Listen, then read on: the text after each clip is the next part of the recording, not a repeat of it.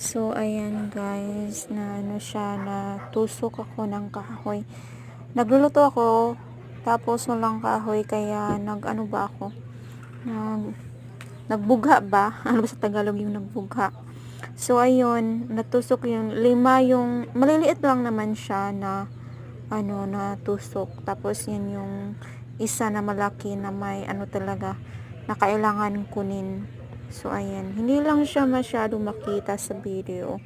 Pero masakit siya guys. Kaya kailangan kong kunin talaga yung tinik na ano, na andyan. Para, ano siya, mawala yung sakit. Ayan, nakuha ko na. Ayan, oo. Ayan po yun. Hindi siya masyado makita. Pero, yan yung tinik.